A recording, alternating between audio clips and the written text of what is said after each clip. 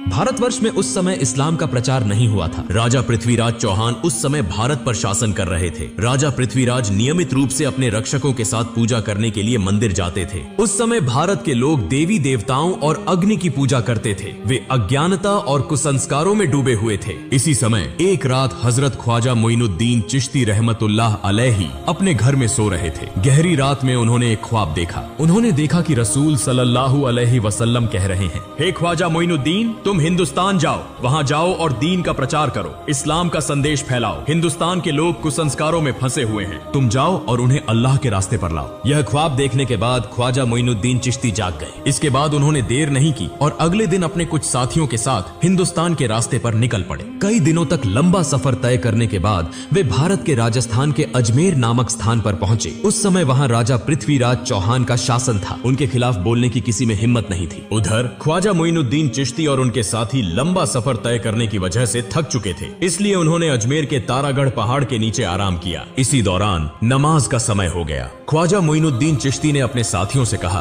तुम पानी की तलाश करो क्योंकि वुजू करना जरूरी है, नमाज का समय हो गया है। तब उनके दो साथी एक लोटा लेकर पानी की तलाश में निकले। कुछ दूरी पर जाकर उन्होंने एक विशाल झील देखी जो आज के समय में आना सागर के नाम से जानी जाती है। वे आना सागर के पास पहुंचे और देखा कि राजा की सेना ने आना सागर को चारों ओर से घेर रखा है। उन्हें देखते ही सैनिकों ने पूछा, तुम लोग कौन हो? इससे पहले तुम्हें यहाँ कभी नहीं देखा, यहाँ क्या चाहिए? साथी दोनों ने कहा, हम ख्वाजा मोइनुद्दीन चिश्ती के शिष्य हैं, हम यहाँ वुजू करने के लिए थोड़ा पानी लेने आए हैं। यह सुनकर वहां मौजूद सारी सेना जोर जोर से हंसने लगी और कहने लगी, क्या तुमने राजा पृथ्वीराज का नाम नहीं सुना? उनके आदेश का उल्लंघन करने पर कठोर सजा मिलती है। इस झील से कोई और पानी नहीं ले सकता। पानी को हाथ लगाना भी मना है क्योंकि इससे पानी अपवित्र हो जाएगा। यह कहकर उन्होंने उन दोनों को भगा दिया। दुखी मन से वे दोनों ख्वाजा मोइनुद्दीन चिश्ती के पास लौट आए। तब ख्वाजा मोइनुद्दीन चिश्ती ने पूछा, तुम्हारे साथ क्या हुआ? क्या तुम्हें पानी नहीं मिला? उन दोनों ने कहा, हुजूर, पानी तो मिला लेकिन हमें पानी नहीं दिया गया। उन्होंने हमें भगा दिया और कहा कि राजा पृथ्वीराज ने किसी को भी इस पानी को लेने की अनुमति नहीं दी है। उनके आदेश का उल्लंघन करने पर कठोर सजा दी जाएगी। उनकी सारी बातें सुनकर ख्वाजा मोइनुद्दीन चिश्ती ने अल्लाह के दरबार में दुआ की और फिर उनसे कहा, तुम लोग आना सागर के पास जाओ और कहो कि ख्वाजा मोइनुद्दीन चिश्ती ने हमें भेजा है। इसके बाद वे दोनों साथी फिर से वुजू का पानी लाने के लिए निकल पड़े। जब वे आना सागर के पास पहुंचे तो सेना ने उन्हें रोककर पूछा, तुम लोग फिर क्यों आए हो? उन्होंने कहा, हम वुजू का पानी लेने आए हैं। सेना ने कहा, हमने कहा था कि पानी नहीं दिया जाएगा। अगर राजा पृथ्वीराज चौहान को पता चला तो तुम्हारी जान तक जा सकती है। हम किसी भी हालत में पानी नहीं देंगे। तब उन्होंने कहा, हम तुमसे पानी नहीं मांगेंगे, हम आना सागर से पानी लेने आए हैं। यह सुनकर वहां मौजूद सारी सेना जोर जोर से हंसने लगी। उस समय उन्होंने अल्लाह के दरबार में दुआ की और अपने हाथ में पकड़ी लोटे को आगे बढ़ाकर कहा, हे आना सागर, हम ख्वाजा मोइनुद्दीन चिश्ती रहमतुल्लाह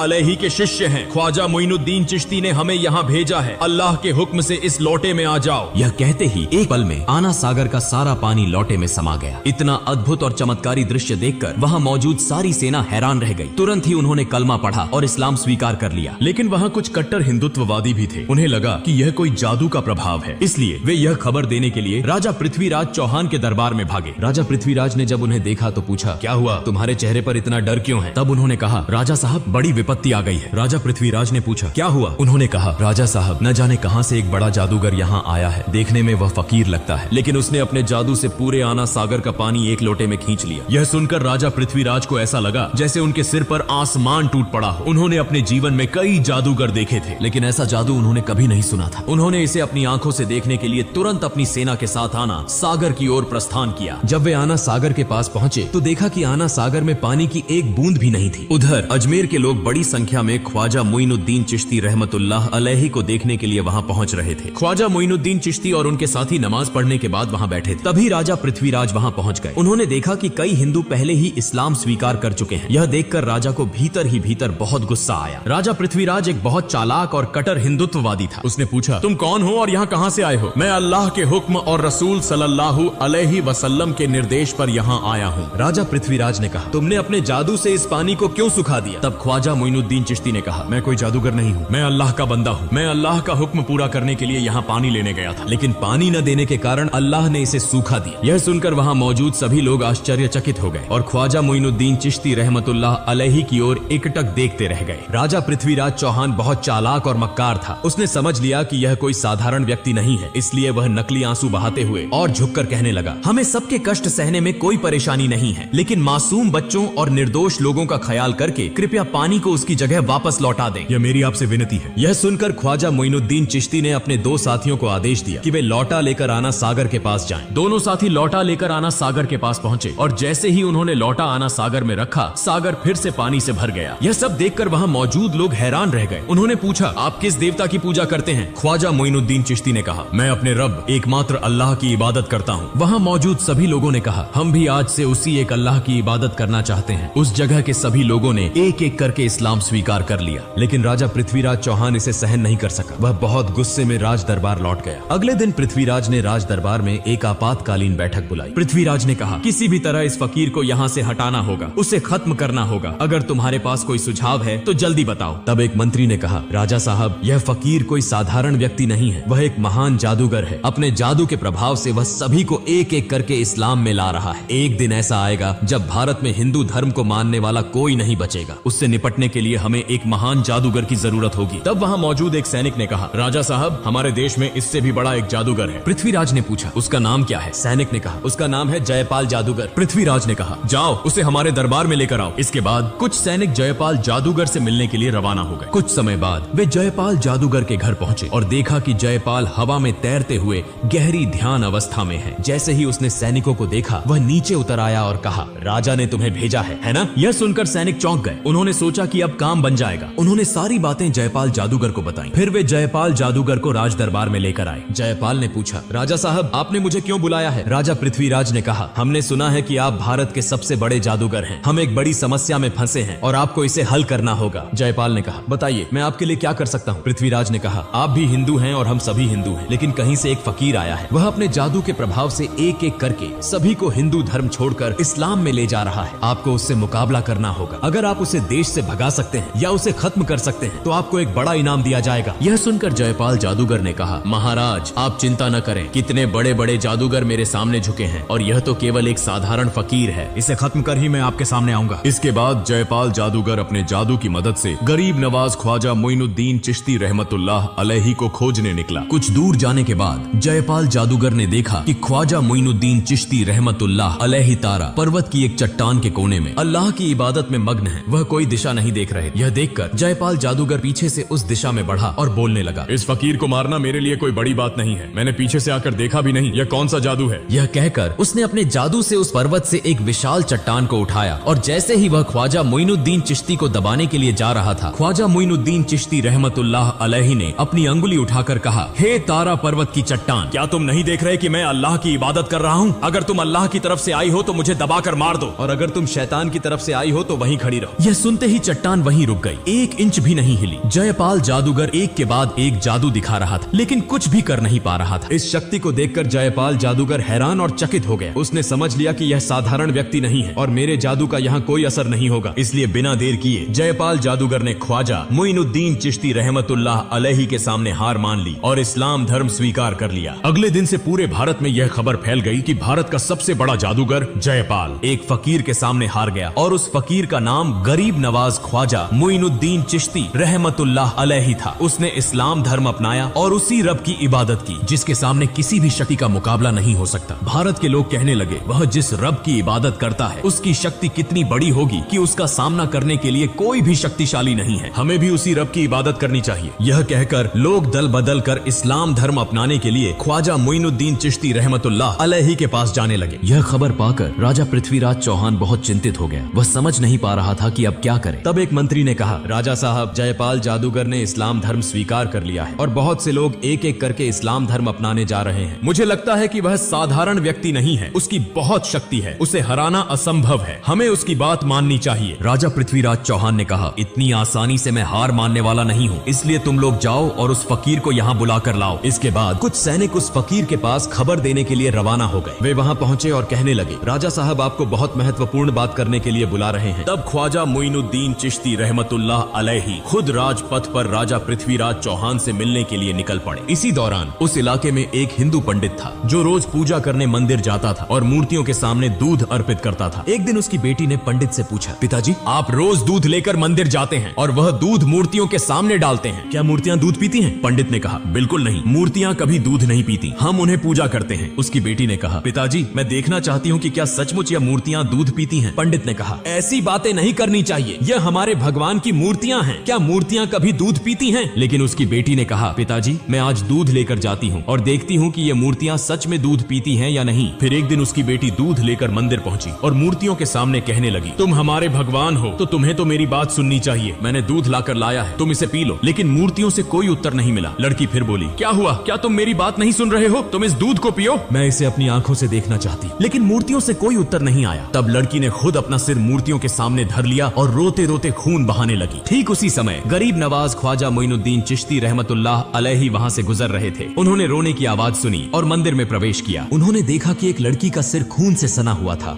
और वह जोर जोर से रो रही थी। तब ख्वाजा मोइनुद्दीन चिश्ती रहमतुल्लाह अलैहि ने उसे पूछा, बेटी तुम्हें क्या हुआ? लड़की ने कहा, देखिए बाबा, मैं दूध लेकर आई थी इस मूर्ति को खिलाने के लिए, लेकिन वह मेरी बात नहीं सुन रही है। तब ख्वाजा मोइनुद्दीन चिश्ती रहमतुल्लाह अलैहि ने कहा, माँ, मूर्ति कभी बात नहीं कर सकती और न ही खा सकती है। फिर लड़की ने फिर से अपना सिर झुका दिया और खून बहाने लगी। लड़की की इस भक्ति को देखकर ख्वाजा मोइनुद्दीन चिश्ती रहमतुल्लाह अलैहि हैरान हो गए। उन्होंने मूर्ति के सामने जाकर मूर्ति के कान पकड़ते हुए कहा, मैं ख्वाजा मोइनुद्दीन चिश्ती कह रहा हूँ, क्या तुम सुन नहीं रहे हो? इस निष्पाप लड़की को तुम क्यों रुला रहे हो? यह दूध पी लो। यह कहते ही मूर्ति ने दूध पीना शुरू कर दिया। यह देखकर लड़की बहुत खुश हुई और आनंदित होकर वहाँ से चली आई। जब लड़की गाँव में पहुंची तो बहुत से लोग यह कहने लगे, यह लड़की शायद कोई गलत काम करके आई है। सब लोग उसे बदनाम कर रहे थे। अब हमारा क्या होगा? वहाँ लड़की के पिता भी उपस्थित थे। सब लोग कहने लगे, क्या हुआ? तुम्हारी यह हालत क्यों हुई? लड़की ने कहा, पिताजी मैं मूर्ति को दूध पिलाकर आई हूँ। यह सुनकर सभी लोग हैरान हो गए और कहने लगे, यह लड़की झूठ बोल रही है, मूर्तियाँ कभी दूध नहीं पीती। वह अपनी गलतियों को छिपाने के लिए हमसे धोखा दे रही है। लड़की ने फिर से आंसुओं के साथ विनम्रता से कहा, मैं बहुत बार कहने के बाद भी जब मूर्ति ने दूध नहीं पिया तो मैंने अपना सिर झुका दिया और खून बहाना शुरू कर दिया। ठीक उसी समय एक फकीर बाबा वहाँ आए, मूर्ति के कान पकड़कर कहा, दूध पियो। और तुरंत ही उस फकीर बाबा के कहने पर मूर्ति ने दूध पीना शुरू कर दिया। यह देखकर वहाँ मौजूद सभी लोग चकित हो गए और कहने लगे, वह फकीर बाबा कौन थे? लड़की ने कहा, मैं उस फकीर बाबा को नहीं जानती, लेकिन लगता है वह कहीं आसपास होंगे। सभी लोग ख्वाजा मोइनुद्दीन चिश्ती रहमतुल्लाह अलैहि से मिलने के लिए निकल पड़े। इस बीच ख्वाजा मोइनुद्दीन चिश्ती रहमतुल्लाह अलैहि पृथ्वीराज के दरबार में पहुंच गए। पृथ्वीराज ने कहा, हे फकीर बाबा, आप क्या चाहते हैं? ख्वाजा मोइनुद्दीन चिश्ती रहमतुल्लाह अलैहि ने कहा, मैं भारत के लोगों को अंधकार से दूर करके कुरान की रोशनी से रोशन करना चाहता हूँ। मैं चाहता हूँ कि सब लोग तौबा करके अल्लाह के रास्ते पर लौट आएं, जो इस दुनिया के मालिक हैं, जो आखिरत के मालिक हैं, जो बोलते ही एक पल में सब कुछ कर देते हैं। हमारे सभी रोजी रोटी के मालिक हैं। जन्म और मृत्यु सब कुछ उनकी ताकत में है। मैं उसी महान अल्लाह ताला की इबादत करना चाहता हूँ। मैं किसी का नुकसान नहीं चाहता। जब वह ये बातें कह रहे थे तभी एक इस्लाम विरोधी व्यक्ति अपनी आध्यात्मिक शक्ति की परीक्षा लेने आया और कहा, अगर आप सचमुच आध्यात्मिक रूप से शक्तिशाली हैं तो पानी से आग बनाकर दिखाइए। ख्वाजा मोइनुद्दीन चिश्ती रहमतुल्लाह अलैहि ने अल्लाह का नाम लेकर पानी पर फूंक मारी और उसी पानी से आग निकलने लगी। यह अद्भुत चमत्कार देखकर वह व्यक्ति ख्वाजा मोइनुद्दीन चिश्ती रहमतुल्लाह अलैहि से इस्लाम धर्म स्वीकार कर लेता है।